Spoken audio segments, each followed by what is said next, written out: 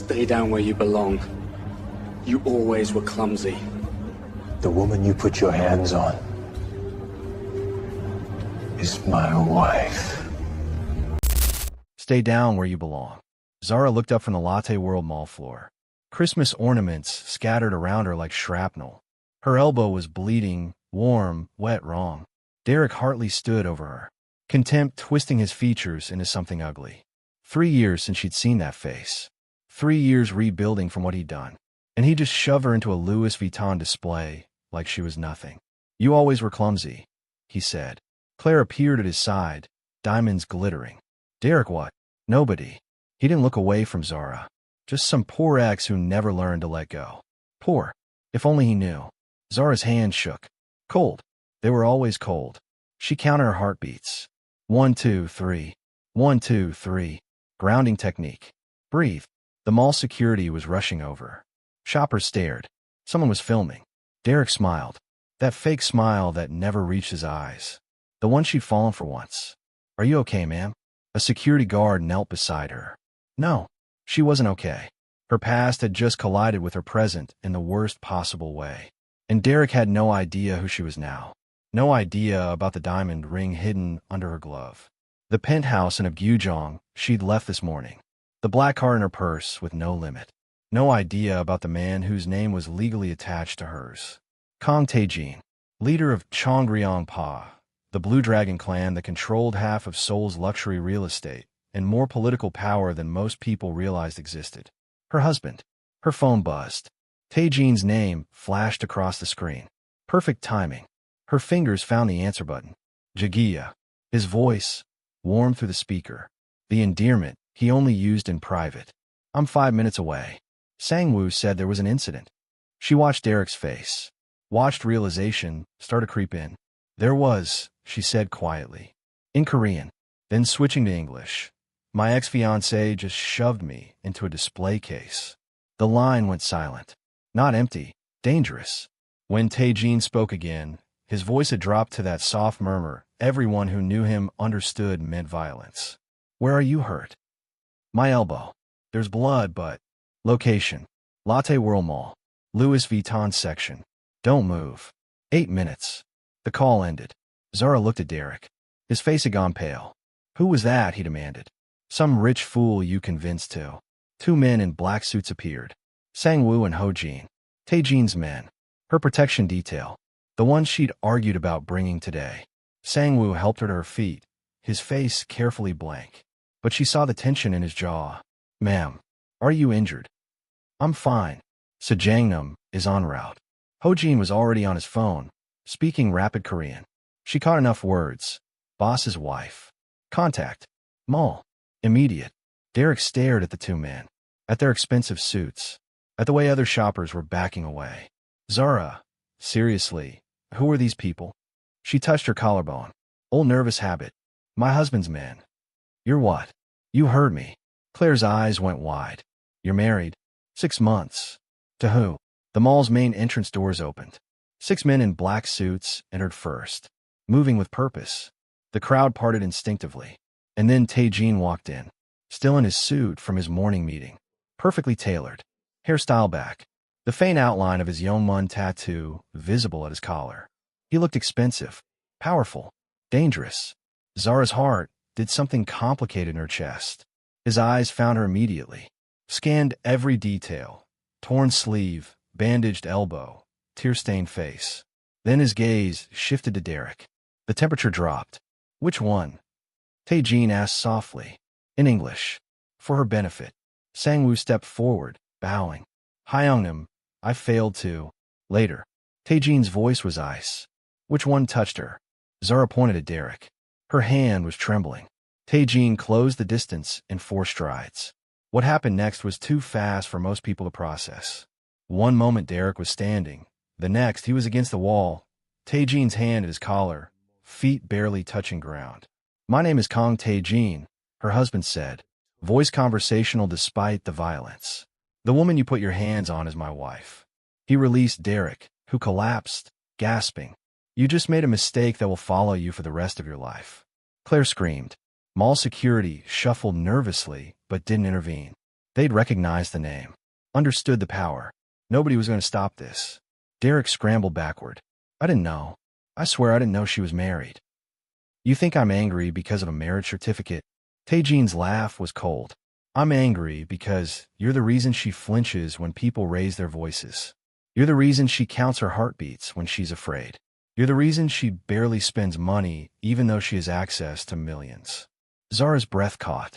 She'd never told him about the counting. He just noticed. Taejean crouched beside Derek's cowering form. You destroyed her years before I found her. Left her with nothing. Made her suffer while you spent her money on meaningless pleasures. Please. And today, Taejean continued, voice dropping further. You put your hands on her. Made her bleed. Made her cry. He stood, pulling out his phone. Dong Min. One of his men stepped forward with a tablet. Derek Hartley, age 32. The man read in Korean, then English. Works at Hartley Capital Group. Salary, $275,000. Trust fund, $1.2 million. Engaged to Claire Park, daughter of Park Industries CEO. Taejean's smile was terrifying. Interesting. He looked at Claire. Did he tell you about Zara? About the money he stole? The woman he left homeless? Claire's face drained of color. By tomorrow morning, Taejean said quietly, everyone will know. Your father, your friends, every business connection and soul. They'll know exactly what kind of man you were planning to marry. You can't. I already am. He gestured to his men. Complete file. Financial records showing the theft. I want everything. Derek's face crumbled. You'll ruin your life. Taejean's voice went cold. You ruin hers. She had nothing. No money. No home. No hope. While you spent her savings on whatever caught your interest. He leaned down one final time. So yes, Derek, I'm going to ensure you lose everything. Every time you feel desperate and worthless, I want you to remember this moment. Remember that your destruction came because you were foolish enough to hurt someone under my protection. He straightened, dismissing Derek completely, and crossed to Zara. His hands were gentle as they cupped her face. His thumb brushed away tears. Let me see your arm. It's just a scratch. His eyes traveled over her torn dress, the bandage, the fear still lingering in her expression. When he looked at her again, she saw something raw in his face. Pain. I should have been here, he whispered. You're here now. She placed her hand over his heart, felt it racing beneath expensive fabric. That's all that matters. He pulled her carefully into his arms. Behind them, Derek was being escorted out by mall security. Claire's voice rose in accusations and denials. Zara didn't watch. She just held on to her husband and let herself feel safe. She'd never seen Kong Taejean kneel for anyone. Men like him didn't bend, didn't beg, didn't break. But the way he looked at her, bleeding, humiliated, afraid, suggested he'd kneel for her before this was over. She didn't believe it yet. Hey friend, if this moment hit you, the humiliation, the fear, the past crashing into the present, you're exactly where you're supposed to be. Stay with me, and maybe hit subscribe. You want to see where this goes. Taejean's phone rang. He answered in Korean. Listened. His jaw tightened. How many? Pause. Lock down the building. No one leaves. He ended the call. Looked at Sang-woo. Derek Hartley's father just hired the Baekho faction. They're coming for me. Tonight. Zara's blood went cold. What does that mean? Taejean's eyes met hers. Dark.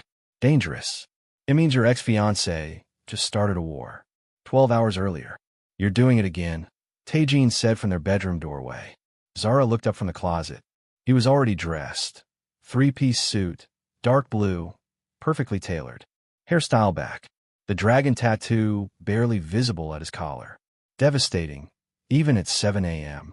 Doing what? She asked. Choosing the cheapest things in your closet. He crossed to her, hands settling on her waist.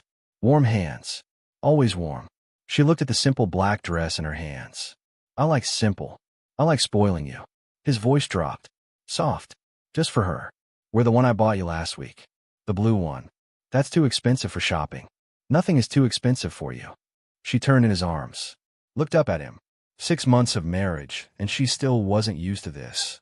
The gentleness from a man everyone else feared. I'm just going to Latte World Mall. I don't need. You're going with Sang-woo and Ho-jin. Not a question. A statement. She sighed. Taejean, I don't need bodyguards for shopping.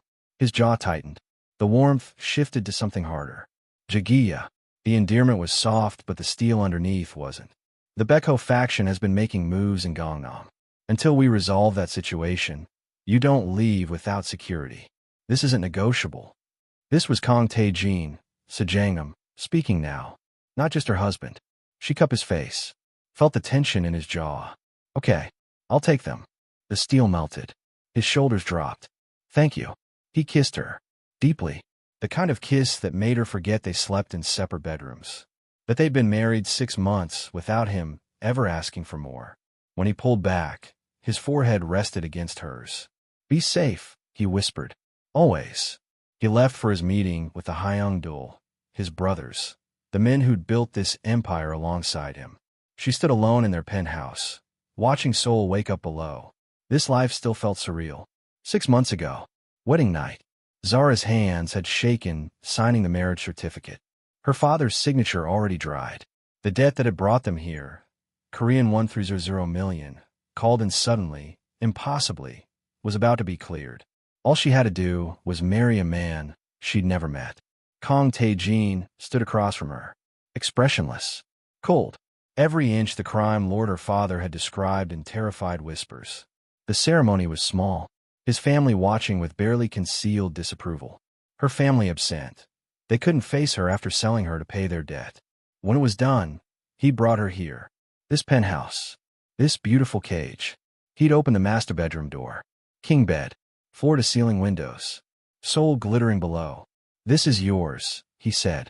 She'd looked at the bed, then at him, waiting for the trap. Every muscle in her body was tense. Ready to fight. Ready to run. Ready for whatever came next. He stepped back. I'll take the guest room down the hall. She blinked. What?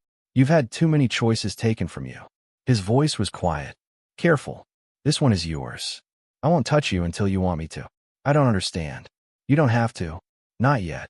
He moved toward the door. There are clothes in the closet. Food in the kitchen. A black card on the nightstand. Spend whatever you need. Why are you doing this? He paused. Look back at her. Because you're my wife. And you deserve to feel safe. The door closed between them. She'd locked it anyway. Stood there for 10 minutes, waiting for him to come back. To demand. To take. He never did. That night, she'd heard pages turning from his study down the hall. The sound of a man who couldn't sleep either. Present day. Morning. The jasmine tea was already brewing when she entered the kitchen. Mi-sun, the housekeeper, smiled. Good morning, Mrs. Kong. Zara still wasn't used to that name. Morning, Mi-sun. Sejangnam had me stock more of your tea. The older woman poured her a cup. He noticed you were running low. He noticed everything. The way she took her coffee. That she didn't eat breakfast unless someone put it in front of her. That she refilled the humidifier in her room every night. Small things. Quiet care. He'd given her a black card 6 months ago. Unlimited spending. She'd used it twice. Once for groceries. Once for books. The number on it made her stomach hurt. Too many zeros. Too much power. Too much like the joint account Derek had drained. She couldn't touch it without remembering coming home to find everything gone. The contempt in Derek's note. You're too broken to fix. I deserve better. Tae-jin didn't understand why she barely spent his money. She couldn't explain that money felt like a trap now. Sang-woo was waiting in the lobby. Tall. Silent. Tae-jin's second in command. Mrs. Kong. He bowed slightly. You really don't have to come. I'm just shopping. Sejangnam's orders. She sighed. Fine. But you're staying outside the stores. I don't need an audience. The ghost of a smile. Understood. Ho-jin joined them in the car. Younger. More talkative. Latte World Mall. Yes. He asked in accented English. Yes. Thank you. They drove in silence. She watched Seoul pass. This city that had become home after she'd run from Seattle. From Derek. From everything. 3 years ago, she arrived with nothing. Taught English. Worked in cafes. Lived in a studio in Itaewon with second-hand furniture and dreams of starting over. She'd been poor but free. Now she was rich and, what? Not trapped. Tae-jin had been clear. She could leave. The debt was paid through the marriage arrangement. He'd even given her the means to disappear if she wanted. But she hadn't left. Couldn't. Because somewhere in 6 months of careful distance, she'd started to want him to ask her to stay. The mall was decorated for Christmas. Lights everywhere. Couple shopping. Normal people living normal lives. She missed normal. We'll be right outside, ma'am, Sang-woo said. I'll be fine. She wandered through Louis Vuitton. Looked at bags she'd never buy. Dresses that cost more than her old month's rent. A sales associate approached. Can I help you find something? Just looking, thank you. The woman's smile was polite but dismissive. She'd probably seen Zara's simple clothes. Assumed she was browsing, not buying. Fair assumption. Zara's phone buzzed. Text from Tae-jin. Did you eat breakfast? She smiled. Texted back. Me's son made me. Good. Call if you need anything. 3 dots. Then, I mean it. Anything. Her chest did something warm. She was typing a response when she heard the voice. Zara. Her blood turned to ice. She knew that voice. Turned slowly. Derek Hartley stood 3 feet away. Older. Same fake smile. Same expensive suit. Same contempt in his eyes that he thought he was hiding. Oh my God, it is you. He laughed. Wow. Small world. She couldn't breathe. 3 years. 3 years since she'd seen him. Since he destroyed everything. Derek. Her voice came out smaller than she wanted. You look different. His eyes traveled over her. Assessing. Judging. Soul treating you well. She should walk away. Should get Sang-woo. Should do anything but stand here. But her feet wouldn't move. I'm fine. Still teaching English. No. Oh. He stepped closer. She stepped back. Hit the display case. What are you doing now? That's none of your business. Touchy. He smiled. That smile. The one that used to make her feel safe. I'm here with my fiancée, Claire Park. Maybe you've heard of her family? Park Industries. Showing off. Always showing off. I haven't. We're getting married next month. Big wedding. Her father's connected, you know. It's a good match. Unlike you, his tone implied. Claire appeared. Beautiful. Elegant. Diamonds everywhere. Derek, I found this. She stopped. Looked at Zara. Oh, who's this? Nobody, Derek said. Just an old friend. Not even ex-girlfriend. Just nobody. Zara's hands were cold. Shaking. She counted her heartbeats. 1, 2, 3. I should go. She tried to move past them. Derek's hand shot out. Grabbed her arm. Wait. Aren't you going to congratulate me? His grip was tight. Too tight. Let go. I just want to catch up. It's been what, 3 years? Let go. Still dramatic, I see. He pulled her closer. You know, I heard you had some hard times after we broke up. Living in your car, or something. He knew. He'd known, and he'd done nothing. That wasn't breaking up. That was you stealing $47,000 and disappearing. Claire's eyes widened. Derek's face hardened. I never stole anything. You were irresponsible with money. I tried to help you. You drained our joint account. Our money. And you were spending it on my mother's medical bills. People were staring now. Derek's grip tightened. Painful. You're making a scene. Just like always. She tried to pull away. He yanked her back. Hard. She stumbled. Her heel caught. The world tilted. She fell. Right into the Louis Vuitton display. Glass didn't shatter. But the ornaments did. Scattering. Her elbow hit the metal edge. Sharp pain. Then warmth. Blood. For a moment, the entire mall went silent. She looked up at Derek standing over her. And heard him say the words that would change everything. Stay down where you belong. The penthouse was silent when they returned. Tae-jin had insisted on bringing her home immediately. His men had handled the mall security. The footage. The witnesses. Now she sat on their couch while he knelt in front of her, cleaning the cut on her elbow. His hands were steady. Gentle. She couldn't stop shaking. It's not deep, he said quietly. Won't need stitches. I'm fine. You're not. He was right. She wasn't. Seeing Derek had ripped open something she'd thought was healed. 3 years of rebuilding, and 5 minutes had brought it all back. The fear. The shame. The crushing weight of having nothing.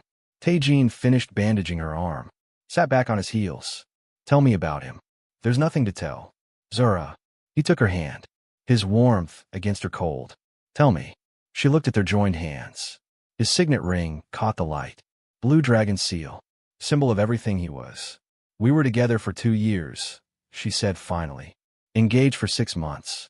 I thought he loved me. Tae-jin's jaw tightened, but he stayed silent. Listening. He convinced me to open a joint account. For wedding expenses, he said. I put everything in it. My savings. My mother's life insurance money. Everything I had.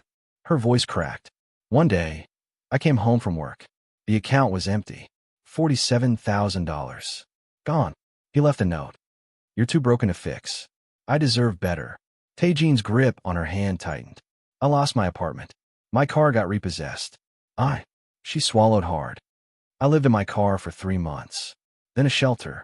Then I scraped together enough for a ticket to Seoul. Started over. Why Seoul? Because it was far enough away that I'd never accidentally run into him. Or so I thought. She laughed. The sound was bitter. Tae-Jean stood. Paced to the window. His shoulders were rigid. Look at me, he said. She did. His eyes were black. Absolutely black. In 24 hours, he said, voice dropping to that dangerous murmur. Derek Hartley will have nothing. No trust fund. No fiancé. No reputation. No future. Nothing. Tae-Jean. Every cent he stole from you will be returned. With interest. He pulled out his phone. Started texting. Every person he's conned will come forward. Every lie he's told will be exposed. You can't just. He looked up. Yes. I can. She stood. Crossed him. Why are you doing this? You're my wife. That makes it mine. The arrangement. Fuck the arrangement. He cupped her face. Switched to Korean without realizing. She'd been learning Korean in secret. Duolingo at night. YouTube videos. Understanding enough. I'm going to kill that bastard. Don't kill him, she whispered. Why not? Because I need him to live with what you're going to do to him. Something fierce flashed in his eyes. Pride. He switched back to English. Smart. She touched his chest. Felt his heart racing beneath expensive fabric. Why are you really doing this? The debt is paid through the marriage. You don't owe me protection beyond the arrangement. He was quiet for a long moment. Ask me again when this is over. Ask you what? Why I'm doing this. Why any of this matters to me. He stepped back. Made a call. Spoke rapid Korean to Sang-woo. She caught words. Complete file. Financial records. Witnesses. 24 hours. When he hung up, he looked at her. Do you trust me? He asked. She should say no. She'd known him 6 months. Married a stranger to pay her father's debt. Slept in separate bedrooms. Barely knew him. But he'd kept every promise. The vow. The safety. The choice. I'm starting to, she said. Good. His hand found hers again. Warm. Steady. Watch what I do to people who hurt what's mine. What's mine? Not my wife, in the contractual sense. Mine. Possession. Protection. Something darker and more complicated than either. She should be afraid. Instead, she felt something unfurl in her chest. Hope. That night, she couldn't sleep. 3 a.m. She heard pages turning from his study. She heard that sound every night for 6 months. His insomnia. His refuge. Tonight, she didn't stay in her room. She walked down the hall. Stood outside his door. Through the crack, she saw him. English novel. Face unguarded. He looked lonely. She pushed the door open. He looked up, surprised. Can't sleep either, he asked quietly. She shook her head. Stepped inside. His study was warm. Books in Korean and English. Whiskey collection. One photograph on his desk. A woman with kind eyes. His mother, she thought. What are you reading? She asked. He held up the book. The Art of Letting Go. Strange choice for a crime lord. Any good? Teaching me things I'm not sure I want to learn. She sat in the chair across from his desk. Like what? Like some things aren't meant to be held on to. He closed the book. But I'm not convinced. Silence. Then she said the thing she'd been thinking for weeks. Teach me Korean. His eyes widened. Why? Because I'm tired of not understanding. I'm tired of being excluded. I'm tired of... She stopped. Of what? Of being a stranger in my own marriage. The words hung between them. Tae-Jean set down his book. Leaned forward. You want to learn Korean? Yes. Why now? Because today I realized something. She met his eyes. Your family speaks around me like a weapon. Exclusion wrapped in tradition. One day, I want to speak it fluently. And I want them to realize too late that I've been listening all along. Learning. Watching. Waiting. He smiled. Slow. Dangerous. When do you want to start? Now. It's 3 a.m. You're awake. I'm awake. He stood. Crossed to her. Extended his hand. He said. Okay. She took his hand. Let him pull her up. First lesson, he said. Formal versus informal speech. Versus. What's the difference? Distance. His thumb brushed her knuckles. Right now, I'm speaking to you formally. Politely. Like you're a respected stranger. And informal. Like your mind. Her breath caught. He let go of her hand. Step back. We'll start with formal. You need to learn the basics first. Professional. Careful. But she'd seen the heat in his eyes. Something was shifting between them. Something inevitable. The next morning, his revenge began. She woke to find him already gone. Sang-woo appeared with breakfast and a note in Tae-Jin's handwriting. Derek Hartley had a very bad morning. 3 more women came forward. He's done this before. You weren't special to him. You were a pattern. I'm making sure everyone knows. T. Her hand shook reading it. Derek had done this before. Multiple times. She wasn't his victim. She was one of many. That hurt worse than she expected. By noon, the news was everywhere. Financial fraud investigation. 3 women's testimonies. Derek's father releasing statements. Hartley Capital Group distancing themselves from personal matters. By evening, Claire had ended their engagement. Publicly. A statement posted to social media for the world to see. Tae-Jin came home at 10 p.m. Exhausted but satisfied. It's done, he said quietly. She was on the balcony, watching Seoul glitter below. I saw the news. Every sin is being returned to you. The other women are filing civil suits. Criminal charges are pending. Thank you. He moved beside her, close but not touching. You don't sound happy. I thought I would be. Thought revenge would feel better. It never does. She looked at him. Speaking from experience? Always. They stood in silence. Why are you doing this? She asked. Really? Not because of the arrangement. Not because I'm your wife on paper. Why? He looked at her for a long moment. Then he cupped her face. Warm palm against her cold skin. Because in 6 months, you've become more than a contract to me, he said quietly. Because watching you hurt today made me want to destroy the entire world. Because somewhere between the vow and now, this became real for me. Her heart stopped. Real how? Ask me again when you're ready to hear the answer. He leaned down, stopped inches from her mouth.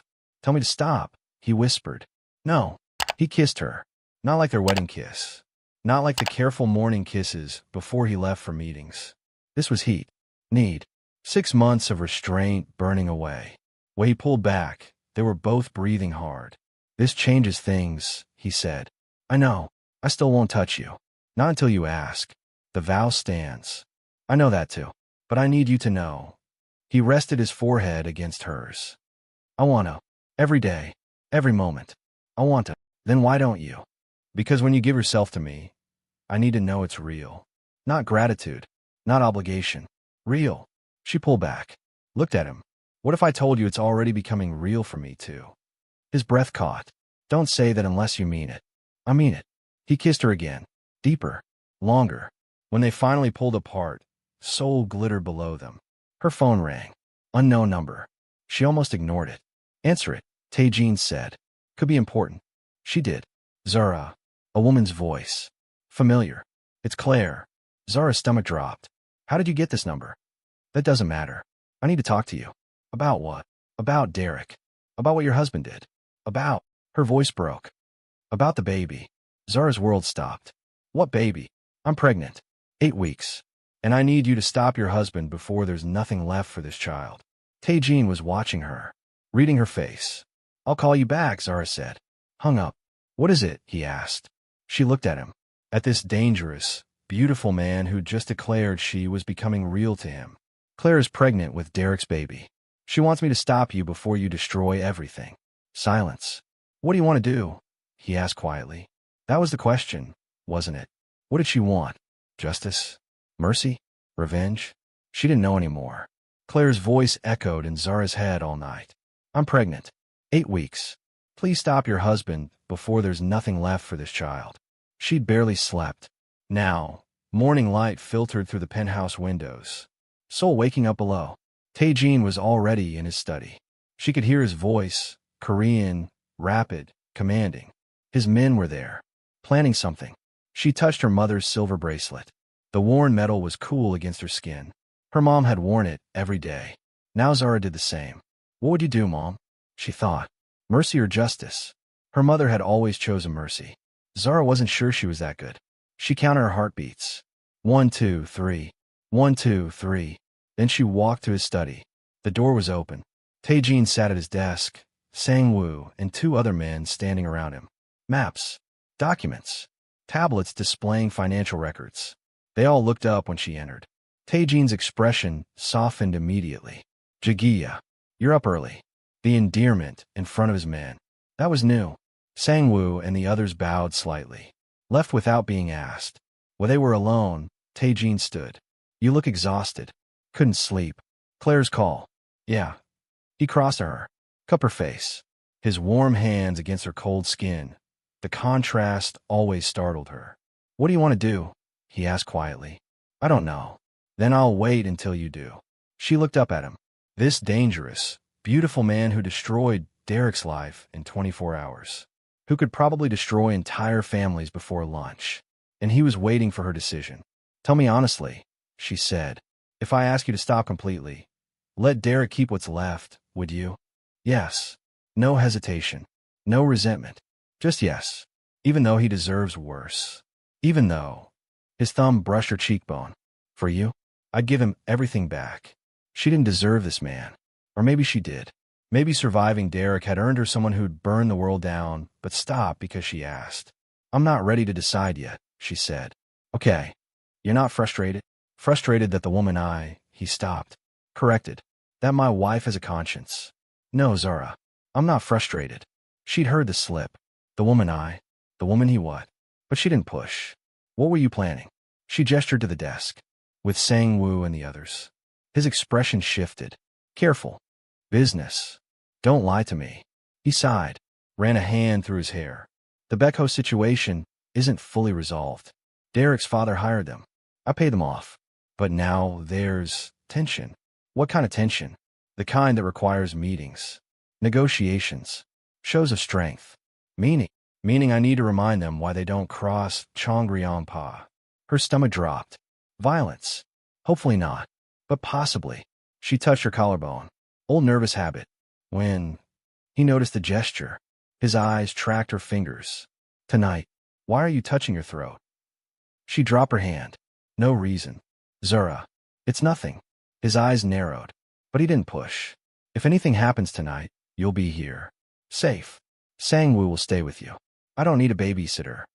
You need protection. From what? I'm not the one going to dangerous meetings. No. You're the one people might use to get to me. He said it matter-of-factly, like it was obvious. You're my weakness now. That makes you a target. My weakness. The words settled between them. I'm sorry, she whispered. Don't be. I'm not. He kissed her forehead. Soft. Reverent. I'll be back by midnight. Don't wait up.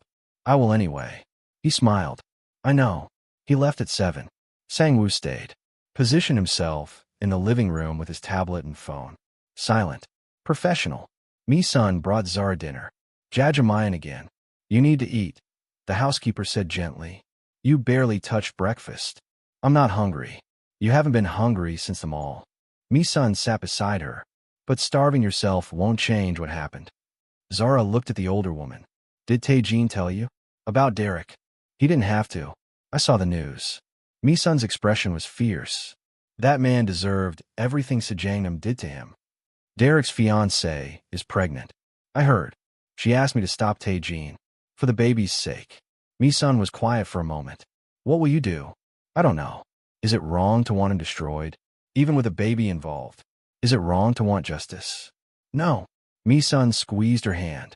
But mercy isn't weakness, child. Sometimes it's the harder choice. My mom used to say that. Smart woman.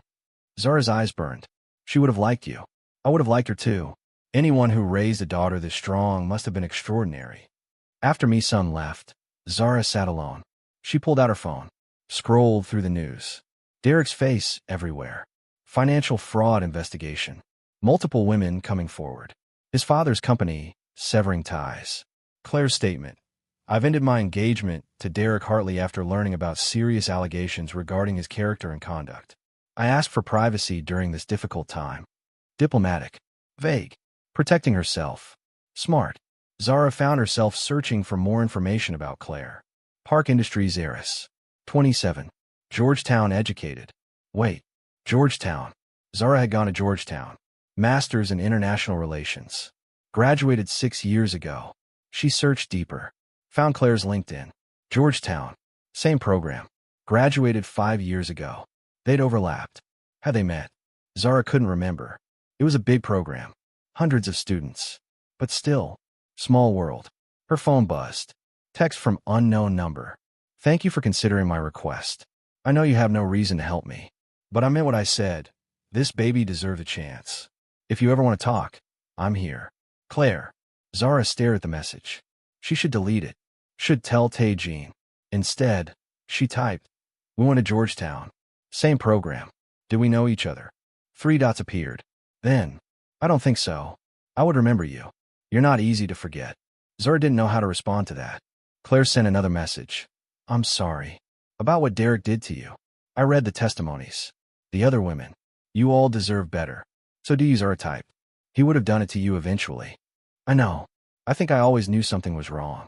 I just didn't want to see it. Zara understood that. The willful blindness. The desperate hope that the red flags were just misunderstandings. The baby, Zara typed. Are you keeping it? Yes. I know it's complicated. But yes. Does Derek know? Not yet. I'm afraid to tell him. Afraid he'll try to use it somehow. Smart fear. Derek would absolutely use a baby as leverage. Don't tell him. Zara wrote. Not until you have legal protection in place. Custody agreements. Everything documented. You sound like you know what you're talking about. I know what Derek's capable of. Protect yourself first. Thank you. Really? Zara set down her phone. She was helping Derek's pregnant ex-fiancée. 6 months ago, she would have laughed at the absurdity. Now it felt right. Claire wasn't the enemy. She was just another woman Derek had targeted. The enemy was Derek. And maybe that meant complete destruction wasn't the answer. Maybe there was a middle path. Destroy Derek. Protect Claire and the baby. Could both be true? Midnight came and went. Tae-Jean didn't return. 1 a.m. Nothing. Sang-woo's phone rang. He answered in Korean. His expression tightened. He looked at Zara. Sejangnam is delayed. Meeting ran long. He'll be back by 3. Is he safe? Yes, ma'am. She didn't believe him. Something in his eyes. Worry. Carefully hidden, but there. Sang-woo. Ma'am, tell me the truth. Is he in danger? The lieutenant was silent for too long. Answer me. Negotiations got complicated. Her heart raced. Meaning Baekho wanted more than money. They wanted territory. Sejangnam refused. So now it's a standoff. His men and theirs. Everyone armed. Everyone waiting to see who blinks first. She stood. Where? Ma'am. Where is he? Sang-woo. I can't tell you that. The hell you can't. He's my husband.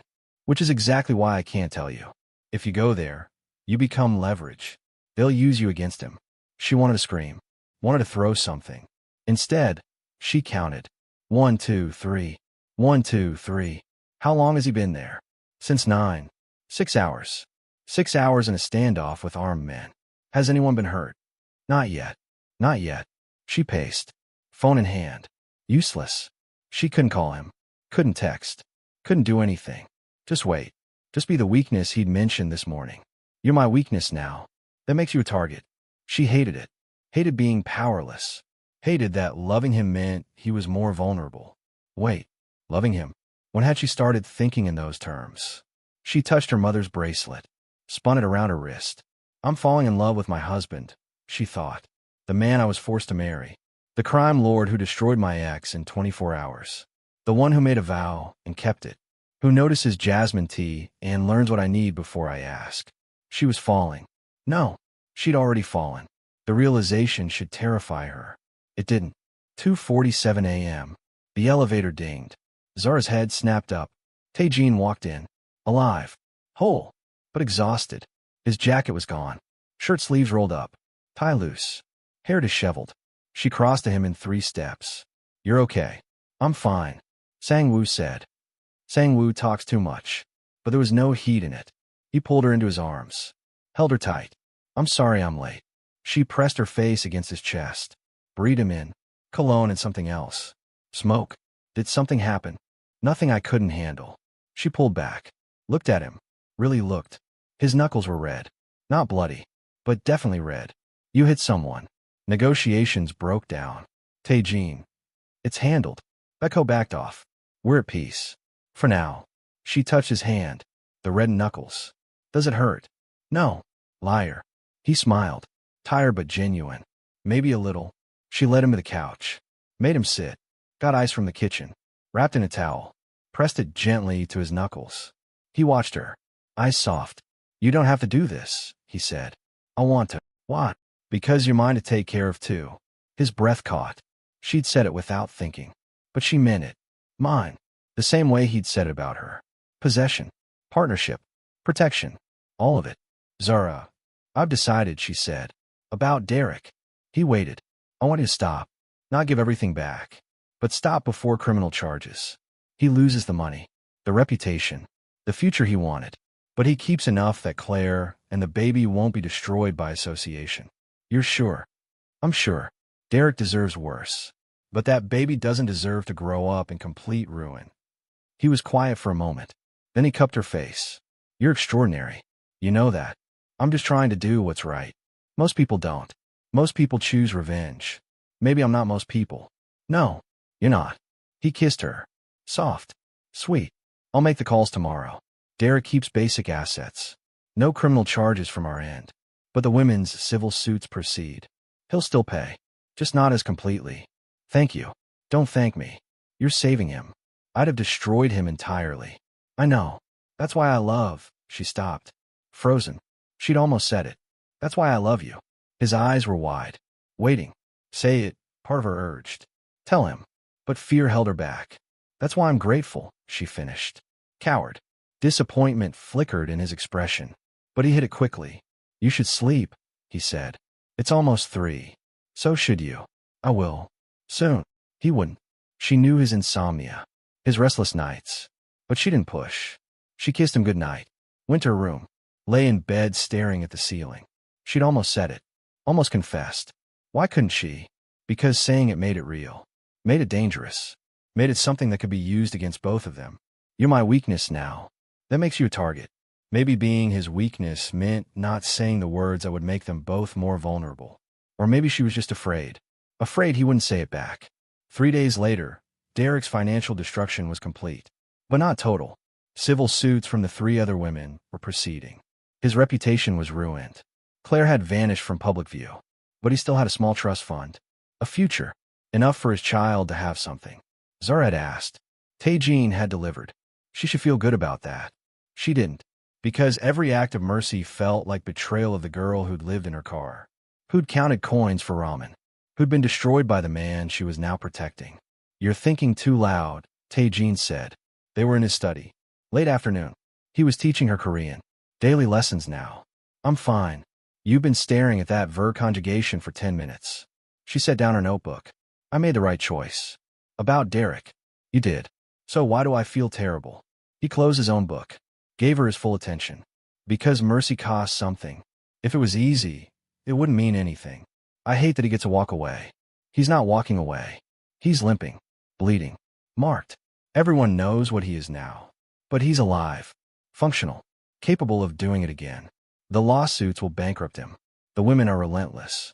He'll pay Zara. Just not to me. She nodded. Try to let it be enough. There's something I need to tell you, he said quietly. Her stomach dropped. What? About us. About how this started. The arrangement. Before the arrangement. She went still. He stood. Paced to the window. Didn't look at her. Your father's debt, he said. It didn't come to me by accident. What do you mean? I mean I bought it. 2 years ago. From the original lenders. Her blood turned cold. You what? He owed 50 million Korean wons. Manageable. I bought the debt. Let it sit. Then I called it in. Changed the terms. Made it 300 million Korean wons. She couldn't breathe. I manufactured the crisis that forced him into the arrangement. The room tilted. Why? Her voice was barely a whisper. He finally looked at her. Because 2 years ago, I saw you outside a convenience store in Itaewon. You were living in your car, counting coins. And when a homeless kid asked you for money, you gave him your last 5,000 Korean wons. She remembered that day. Remembered being hungry. Remembered the kid's face. I watched you choose kindness when you had nothing. Tae-Jean continued. I saw grace in poverty, strength in suffering. And I wanted you. So you trapped me. I created an opportunity to bind you to me legally. Yes. She stood, shaking. The vow, the choice, the money. All of it was built on a lie. No, those were real. I manipulated the circumstances. But everything I gave you after, the choice, the freedom, the respect, that was real. How can you not see? Her voice broke. You're no different than Derek. He flinched. I'm nothing like him. You both took my choices. I gave them back. After forcing the situation. She was shouting now. Didn't care. You manufactured a crisis. Used my father's desperation. Trapped me in a marriage I never would have chosen. And I gave you every tool to leave. The money. The vow. The truth. I'm telling you the truth right now, Zara. Derek never did that. The truth 2 years too late. Silence. She couldn't look at him. Couldn't breathe. Why are you telling me now? She asked. Because you asked me once why I was doing this. Why Derek's destruction mattered. Why any of it mattered. His voice was raw. This is why. Because I've been in love with you since I watched you give away money you couldn't afford to lose. Because every day of this marriage, I've been terrified you'd realize you deserved better. Because the guilt of how this started was eating me alive and I needed you to know. You love me. Yes. And you've been lying to me. About how it started. Never about how I feel. She laughed. Bitter. Broken. How am I supposed to believe anything you say? I don't know. He stepped toward her. She stepped back. But I'm not sorry I did it. I should be. But I'm not. Because it gave me you. I'm not yours to have. Then leave. His voice cracked. I'll void the marriage. Clear the debt. Your family goes free. You walk away with enough money to start over anywhere you want. She stared at him. Just like that. No, not just like that. It'll destroy me. But yes. Why? Because you've had too many choices taken from you. This one is yours. The words from their wedding night. The vow. She wanted to scream. Wanted to hit him. Wanted to not love him back. But she did. Despite everything. She loved him. And that made this so much worse. I need time, she said. Take all you need. I might leave. I know. She walked to the door. Stopped. The convenience store. You've been watching me since then. Protecting you. Yes. Without my knowledge. Yes. That's not protection. That's surveillance. I know. She left. Went to her room. Locked the door. Slid down to the floor. He'd engineered everything. But he'd also given her the black card. The vow. The choice. Derek had taken everything and given nothing. Tae-Jean had taken her circumstances and given her. What? A gilded cage? Or safety she'd never had? She didn't know anymore. Her phone buzzed. Text from him. I love you. That's the only thing I'm certain was never manipulation. She threw the phone across the room. She cried until she had nothing left. Then she sat in silence. Through the wall, she heard pages turning. His study. His insomnia. He was suffering too. That didn't make it okay. But it made him human. She didn't know if that was better or worse. My mom told me nobody wants stories this complicated, where the hero might be the villain and love looks like a trap. But you're still here. If messy, real, morally complex stories matter to you, subscribe. Let's prove her wrong together. He'd saved her from one cage by building another. The bars were wider. The lock was gentler. But she was still trapped. And somehow, that felt worse than anything Derek had done. Because she'd started to love her captor. 2 days of silence. She stayed in her room. Mi-sun brought food she didn't eat. Tae-Jean didn't push. Didn't knock. Just left notes under her door. Take your time. I'm here when you're ready. I love you. On day 3, Sang-woo appeared with an envelope. From Sejangnam, he said quietly. Inside, annulment papers. Signed. Notarized. Ready. And a note. The debt is cleared regardless. Your family is free. You're free. If you choose to go, I'll accept it. If you choose to stay, I'll spend the rest of my life earning the choice I stole from you. T. She stared at the papers. Her freedom. Legal. Complete. She could walk away. Start over. Be truly free for the first time since Derek. Or she could stay with a man who'd trapped her, but also protected her. Who'd lied, but also told her the truth when it damned him. The man she loved. Despite everything. Because of everything. She didn't know. 5 days. 5 days of silence. The annulment papers sat on her nightstand. Unsigned. She couldn't bring herself to sign them. Couldn't bring herself to tear them up either. So they just sat there, mocking her indecision. Tae-Jean gave her space. She heard him leave early. Return late. Never knocked on her door. Mi-sun checked on her daily. You need to eat, child. I'm not hungry. You haven't been hungry in a week. Zara looked at the housekeeper. Did you know? About the debt. Mi-sun was quiet. Then, I knew he'd been fixated on someone for 2 years. I didn't know it was you until the wedding. And you didn't think to warn me? Would you ever leave me? Would have changed anything? Probably not. The debt was real. Her father's desperation was real. The marriage happened either way. He loves you. Me son said softly. I've known him since he was 12. I've never seen him love anything that wasn't blood or business. Until you. That doesn't make the manipulation okay. No, it doesn't. The older woman squeezed her hand. But intention matters. Derek manipulated you for greed. Tae-Jean manipulated circumstances because he was desperate. Stupid. Wrong. But desperate. You're defending him. I'm giving you context. What you do with it is yours. After she left, Zara stared at the annulment papers. Your family is free. You're free. She picked up her phone. Called her father. Zara. His voice was relieved. I've been worried. You haven't called in weeks. Is it true? The debt is cleared. Yes. Completely. I don't understand. I thought the marriage was the payment. It was. He's releasing you from it. What? Because I asked him to. Not true. But close enough. Are you okay? Her father's voice was careful. Is he treating you well? She almost laughed. He's been nothing but respectful, Dad. Too respectful. Too careful. Too perfect. While lying about everything. I'm glad. I was worried. You should have worried before you sold me to pay your debt. Silence. Zara. I'm not angry anymore. Just tired. She was. Exhausted. I need to go. Wait. Are you coming home? Home? Where was home? Seattle felt like another lifetime. So was just a city. The penthouse was. She didn't know what the penthouse was anymore. I don't know, Dad. I'll call you later. She hung up. Lay back on the bed. Stared at the ceiling. The penthouse was too quiet without Tae-Jean's presence. Even when they'd been in separate rooms, she'd heard him. Pages turning. Ice and whiskey. His existence. Now he was making himself invisible. Giving her space. She hated it. Hated missing him. Hated that part of her wanted to walk down the hall. Climb into his lap. Forgive him for everything. But how could she forgive manipulation? How could she trust anything built on lies? Day 6. A knock. Not me, son's gentle tap. Firmer.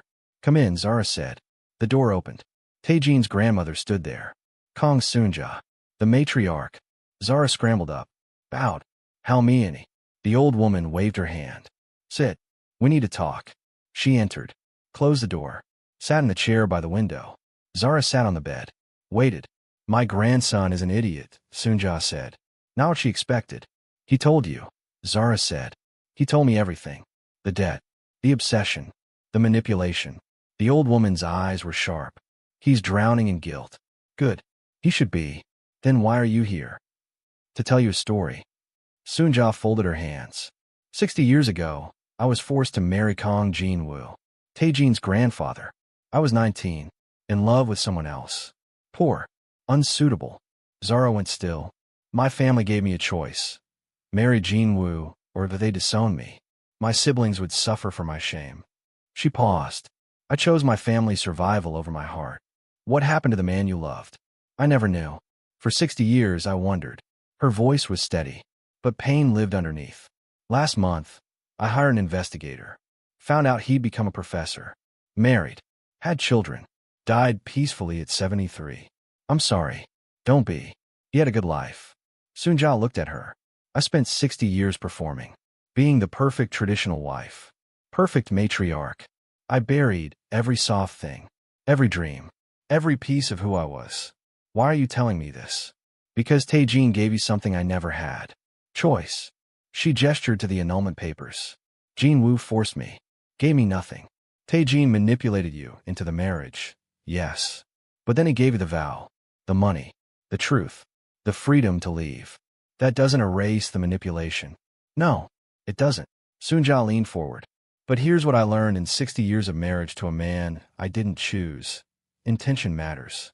Jin-woo married me for bloodline. For heirs. For property. Tae-Jean married you because he fell in love with your kindness and couldn't figure out how else to be near you. That's not romantic. That's obsession. Sometimes they're the same thing. The old woman's smile was sad. The question isn't whether he was wrong. He was. The question is, can you live with loving someone who did something unforgivable to have you? Zara's breath caught. I see the way you look at him, Soonja continued. The way he looks at you. I saw it at the wedding. I see it now in your pain. You love him. I don't. Don't lie to an old woman who wasted 60 years on pride. Sunja stood. You love him. He loves you. The marriage started wrong. But what you've built since, is that wrong too? Silence. I can't tell you what to choose, the old woman said. But I can tell you this. I chose duty over love once. Spent my entire life regretting it. Don't make my mistake. What was your mistake? Thinking that how something starts determines how it ends. She moved to the door. Stopped. Love that begins in lies can still become truth. If you let it. She left. Zara sat in the silence. The annulment papers felt heavier now. She found herself walking. Not to his study. To the hallway between their bedrooms. Master bedroom. Guest room. Hers. His. Separate. She thought about the wedding night. His vow. The door closing between them. She'd locked it. He never tried to open it. 6 months of distance. Careful. Respectful. Built on manipulation.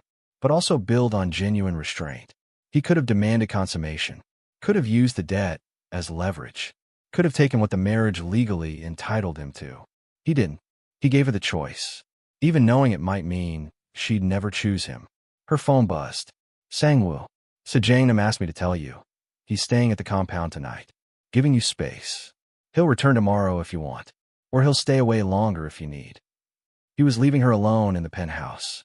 Giving her the space to think. To decide. To breathe. Or to leave.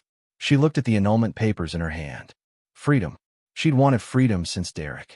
Since before Derek. Freedom to choose. To control her own life. To never be trapped again. Taejin had trapped her. But then he'd given her every tool to escape. The black card she'd never used. Not because she couldn't. Because she was afraid. Afraid of depending on anyone. Afraid of being Derek again. But Taejin wasn't Derek. Derek took everything and gave nothing. Taejin took her circumstances and gave her everything. Protection. Respect. Patience. Love. Manipulated love. But love nonetheless. She walked to the fireplace. Stared at the annulment papers. Her mother's voice in her head. Mercy isn't weakness, baby. Sometimes it's the harder choice. Was this mercy? Or was this just her falling for her captor? Stockholm Syndrome dressed up as love? She didn't know. But she knew one thing. She wasn't ready to leave. Not yet. Maybe not ever. She set the papers on the mantel. Pulled out her phone. Texted him. Come home. 3 dots appeared immediately. Are you sure? No. But come home anyway. 30 minutes. She sat on the couch. Waited. Counted her heartbeats. 1, 2, 3. 1, 2, 3. The man who'd engineered her marriage was coming home. And she'd asked him to. He arrived in 23 minutes. Zara heard the elevator. His footsteps. The door opening. He stopped when he saw her. Still on the couch. Waiting. Hi. He said quietly. Hi. He looked exhausted. Hadn't shaved. Hair disheveled. Shirt wrinkled. Like he'd been suffering too. Good. Thank you for coming home, she said. This is my home. You're my home. He stayed by the door. Careful. But I'll go if you need me to. Sit. He sat. Across from her. Not close. Respectful distance. I'm not signing the annulment papers, she said. His breath caught. Okay. But I'm not forgiving you either. I understand. Do you? She leaned forward. You engineered a crisis. Manipulated my father's desperation. Trapped me in a marriage I never would have chosen freely. Yes. That's unforgivable. I know. And I love you anyway. Silence. His eyes went wide. Devastated. Hopeful. Say that again, he whispered. I love you. I hate that I do. I hate how this started. I hate that I can't tell if this is real, or if I'm just broken enough to love my captor. But I do. Zara, I'm not finished. She stood. Crossed him. You said you'd spend the rest of your life earning the choice you stole. Prove it. Ow. Teach me everything. Your business. Your world. Korean. All of it. Not as your protected wife. As your partner. It's dangerous. I don't care. You could get hurt. I've already been hurt. By you. By Derek. By life. She cupped his face. At least this way, I'm choosing the danger. I'm choosing you. But on my terms. What are your terms? No more protection from a truth. No more separate bedrooms. No more distance. If I'm staying in this marriage, it becomes real. Fully real. Partnership. Equals. We're not equals. I have power you don't. Then give it to me. Teach me. Let me earn it. Her voice was fierce. You took my choice about the marriage. Don't take my choice about what I become inside it. He stared at her, then pulled her into his lap. Okay, he said. Okay. Okay. Partners. Equals. I'll teach you everything. His hand cupped her neck. But Zara, you need to know something. What? I'm in love with you. Completely. Obsessively. Dangerously. His voice dropped. Raw. The vow still stands. I won't touch you until you ask. But God, I want to. Every second. Every moment. I know. And if you ask, if you give yourself to me, I won't be gentle. Her breath caught. I'll be careful, he continued. I'll make sure you feel everything. But I've been holding back for 6 months. When you finally say yes, I'm not going to be able to stop myself from. She kissed him. Hard. Desperate. He groaned. His hands tangled in her hair. 6 months of restraint burning between them. When they broke apart, both breathing hard, she whispered, not tonight, but soon. When you're ready. When I'm ready. She rested her forehead against his. There's something else. What? Your family. They hate me. They don't know you. Then I want to meet them. Properly. Not hiding. Not performing. As your wife who's staying. He went still. That's not a good idea. Why not? Because my father will try to break you. My uncles will test you. It'll be brutal. Good. Let them try. She met his eyes. I'm done being afraid. I survived Derek. I survived homelessness. I'll survive your family. This is different. How? Because they'll use everything against you. Your past. Your background. The fact that you're. He stopped. That I'm what? Not Korean. She pulled back. Say it. That you're black. That you're American. That you have no family money or connections. His jaw tightened. My father cares about bloodline. Purity. Tradition. And you marry me anyway. I married you because I love you. He'll never understand that. Then make him understand. Or don't. But I'm not hiding anymore. She stood. I want to learn Korean properly. I want to understand the business.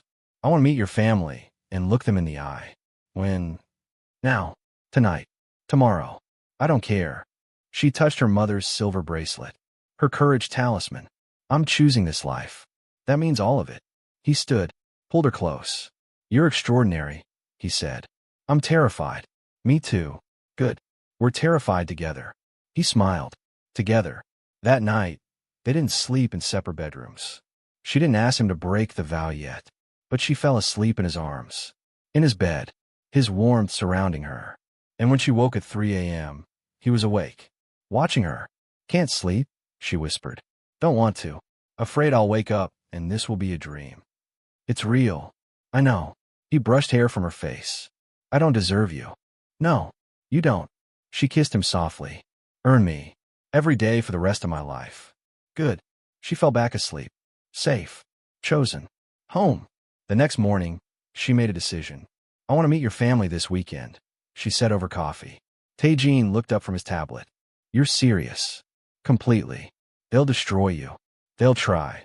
She sipped her jasmine tea, the kind he'd stocked without asking. But I've been learning Korean. Every night for 6 months. Duolingo. YouTube. Korean dramas with subtitles. His eyes widened. She switched to Korean. Not perfect, but functional. I'm ready. His jaw dropped. She smiled. You're not the only one who can keep secrets. How much do you understand? Enough. Not fluent, but enough to know when people are talking about me. She switched back to English. Enough to surprise them. Why didn't you tell me? Because I needed something that was mine. That you didn't give me. That I earned myself. He set down his tablet, crossed to her, pulled her up, kissed her deeply. When he pulled back, you never stop surprising me. Good. Keep you on your toes. Family dinner is Friday night. My father, grandmother, uncles, everyone. Perfect. Zara, I know what I'm doing. Do you? No, but I'm doing it anyway. He laughed. Actually laughed. Joy and terror mixed together. Okay. Friday. But we prepare. I'll teach you formal speech. Etiquette. How to navigate them. Deal. And Zara. Yeah. I love you. She touched his face. I love you too. Even though you're an idiot. Especially because I'm an idiot. Especially. Did you feel that shift? When she stopped being the victim and became the player. That moment when everything changed. If you need to see how this ends, and trust me, you do, subscribe. The climax is coming. and it's worth it. Friday came too fast. Zara dressed carefully. Traditional hanbok. Navy blue. Mi-sun had helped her choose it. Respectful but not trying too hard, the housekeeper said. Her hair was pulled back. Simple. Clean. Taejin's mother's ring on her finger. He'd given it to her that morning. She would have loved you, he'd said. You fight like she did. Now, they stood outside the family compound. Pyeongchangdong. Traditional gates. Modern security. His family's fortress. Last chance to run, he said. She squeezed his hand. Not running. Not anymore. They walked in together. The family was waiting. 30 people. 3 generations. His father at the head. Kang Dae-young. Cold eyes. Assessing. His grandmother beside him. Sunja. A slight nod of acknowledgement. Uncles. Cousins. All watching. Taejin introduced her in Korean. She understood every word. She bowed. Low. Respectful. His grandmother smiled. Barely. But there. Dinner was brutal. They spoke Korean exclusively. Rapid. Testing. She understood more than she let on. Listened. Learned. His father finally addressed her. In English. You don't belong here. She met his eyes. Responded in Korean. I'm here. That's what matters. Silence. Then chaos. The room erupted. His uncles spoke over each other in Korean. His father's face went red. Impossible. She speaks Korean? How long has she? Taejin's hand found hers under the table. Squeezed. His father stood. Everyone out. Now. The room cleared. Except Taejin, Zara, his father, and his grandmother. Dae-young stared at her. How much do you understand? She answered in Korean. Everything. For 6 months, I've been listening. Why hide it? Because you spoke freely around me. I'll learn more that way. His father's jaw tightened. Clever. Deceptive. Survival. You don't belong in this family. Taejin stood. Father. No. Zara touched his arm. Stood herself. Let me. She faced Dae-young. Switched to formal Korean. Perfect respect. You're right. I don't come from your world. I'm not Korean. I have no money. No connections. No bloodline you value. Then why are you here? Because your son loves me. And I love him. She switched to English. And because I've spent 6 months learning your language, your customs, your business. Not to replace who I am, but to bridge who I am with who he needs me to be. He needs a suitable wife. He needs a partner. Someone who fights for him. Someone who makes him want to be more than just your weapon. The room went silent. Dae-young's eyes narrowed. You think you know my son? I know he's been reading The Art of Letting Go for months. Preparing to lose me if I chose to leave. I know he feeds stray cats behind the building. I know he checks on me at 3 a.m. to make sure I'm breathing. I know he's more than what you made him. I made him strong. You made him empty. I make him whole. Taejin's breath caught. His father's face was stone. You have no idea what you're talking about. Don't I? She stepped closer. You lost someone once. Someone unsuitable. Someone you were forced to give up. And you've spent your entire life making your son pay for your regret. His father went pale. Grandmother Sunja spoke for the first time. In Korean, she's right, Dae-young. You're repeating your father's mistakes. Stay out of this, mother. No. The old woman stood. Placed her jade bracelet on the table. 4 generations old. Priceless. I wore this for 60 years. Performing. Pretending. Burying who I was. She looked at Zara. I won't watch another woman do the same. She slid the bracelet across the table. To Zara. This is passed down only to women who earn their place. You've earned yours. Zara stared at the bracelet. How me. Take it. Your family now. Whether he accepts it or not. Taejin's father looked between them. Mother, you can't. I can. I am. Sunja's voice was steel. My son, you have a choice. Accept this woman who loves your son enough to fight for him. Or lose your son entirely. Dae-young looked at Taejin. You choose her over this family? I already have, Taejin said quietly. The day I married her. The day I made the vow. Every day since. Then you're a fool. Maybe. But I'm a fool who's happy for the first time in my life. Silence stretched. Finally, Dae-young spoke. 6 months. Probationary. She learns the business. Proves herself. If she fails, this ends. She won't fail, Taejin said. We'll see. His father left. Grandmother Sunja smiled. Placed the bracelet in Zara's hand. Welcome to the family, granddaughter. She left too. Alone, Taejin pulled Zara into his arms. You did it, he whispered. We did it. You spoke perfect Korean. You faced him down. You. She kissed him, silencing the words. When she pulled back, take me home. We just got here. I know. She looked up at him. Take me home. Now. Understanding dawned in his eyes. Zara. The vow. I'm asking. Take me home and break it. His breath stopped. Are you sure? I've never been more sure of anything. The drive home was silent. Electric. His hand on her thigh. Her hand covering his. In the elevator, he pulled her close. Kissed her neck. Last chance to change your mind. Not changing it. They reached the penthouse. He opened the door to the master bedroom. Their bedroom now. Before he stopped.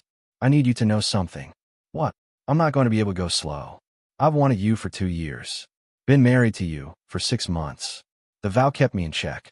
But now, she kissed him. I don't want slow. I want you. He groaned. Lifted her. Carried her to the bed. Say it again, he whispered. I want you. I choose you. Break the vow. He did.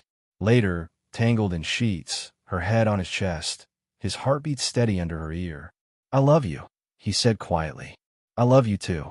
Even though I'm an obsessive manipulator who engineered our marriage. Even though. She traced the dragon on his back. The full tattoo she was finally seeing. Beautiful and terrifying. You gave me the choice to leave. I chose to stay. Best choice you ever made. Second best. What's the first? Giving that homeless kid my last 5,000 Korean wons. Let me here. Let me to you. He pulled her closer. I've been in love with you since that moment. I know. And I'll spend the rest of my life proving you didn't make a mistake staying. I know that too. They lay in comfortable silence. Seoul glittered below them. The city that had saved her once. The city where she'd found him. The city that was home now. Not because of the penthouse or the money or the safety. Because of the man whose arms held her. The man who'd knelt for her without knowing it yet. But he would. One day he would. He was a good man. But he was good to her. And maybe that was the only redemption he'd ever get. She'd been shoved to the ground and told to stay down. But women like her don't stay down. They learn the language, play the game, and take the whole damn board. Derek taught her to survive. Tae-jin taught her to conquer. She taught herself to choose. 3 months later, the Second Chances Foundation launched on a Tuesday. 20 women in the first cohort. Housing, job training, therapy, legal aid. Everything Zara had wished existed when Derek destroyed her. She stood at the podium. Tae-jin beside her. A reporter asked, Mrs. Kong, what inspired this foundation? She looked at the women. Saw herself 3 years ago. Someone once shoved me to the ground and told me to stay down. But women like us don't stay down. We rise. We rebuild. We reclaim. This foundation is for every woman who's been told she's too broken to fix. You're not broken. You're becoming. Applause. Later, she checked her email. One from Derek. I saw the news about your foundation. I'm proud of you. You took the worst thing I did and turned it into something beautiful. I'm sorry for everything. I hope you're happy. You deserve it. She deleted it without responding. That chapter was closed. That evening, she found herself at Lotte World Mall.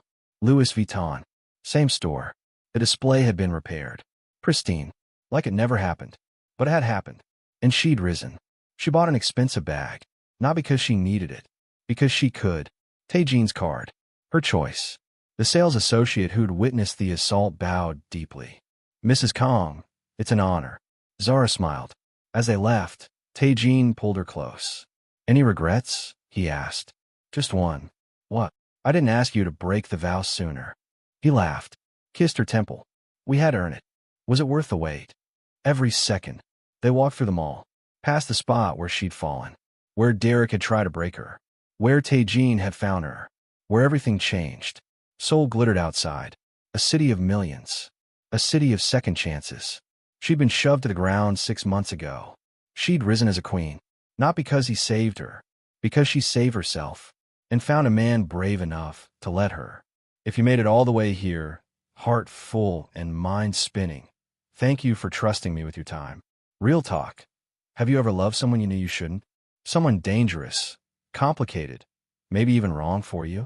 Drop your truth in the comments. I read every single one. That thing I said about my mom and subscriber counts, still true. If this story felt real, the messy kind of real where love and manipulation tangle, and you're not sure who to root for until the end. Subscribe. Someone's scrolling tonight, trying to figure out if they should stay or go. Maybe this story helps them decide. One more thing. Where are you watching from? Your city, your country. I want to know this story reached you. Until the next one, protect your heart. But don't lock it away. See you soon.